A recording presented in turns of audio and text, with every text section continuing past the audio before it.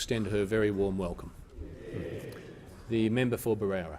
Thank you very much, Mr Speaker, and I have a question for the Minister for Foreign Affairs. Minister, will you update the House on Australia's commitment to international efforts to end violence against women and girls?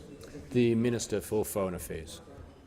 Thank you, Mr Speaker, and I thank the member for Barara for his question, and I acknowledge his leadership on the parliamentary inquiry into human rights issues confronting women and girls in our region. Mr Speaker, the Australian government's message on the International Day for the Elimination of Violence Against Women is clear. Violence against women and girls, anywhere, anytime, in whatever form it takes, is utterly unacceptable. The Prime Minister and the Minister for Social Services have spoken of the government's role and response in Australia. For women and girls beyond our border, their circumstances can be dire. Victims of forced marriage, acid burnings, female genital mutilation, human trafficking, sexual violence and other abuses. And some of the most horrific violence against women is being perpetrated by the terrorist groups in Iraq and Syria, where sexual violence is being used as a weapon of war and as a source of revenue.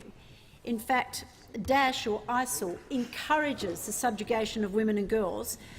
They can be bought and sold at slave auctions, and ISIL has written a lengthy manual on slavery, apparently by the group's self-titled Islamic State Research and Fatwa Department, which promotes appalling views, including that sexual assault is spiritually beneficial.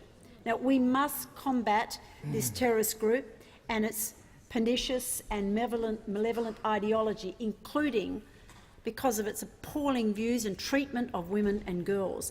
And addressing sexual and gender-based violence is a key component of the Australian government's humanitarian support in response to the crisis in Syria and Iraq. In the past 12 months, the Australian government's provided funding for survivors of gender violence, supporting access to shelter and support services, training for healthcare staff and medical assistance. And today I announced that the Australian government is providing additional support to the United Nations Trust Fund to eliminate violence against women. Through this fund, we have already, for example, assisted in the development of an acid attack law in Cambodia. We've supported organisations in Papua New Guinea to introduce local laws to eliminate violent practices, including the torture of women accused of sorcery.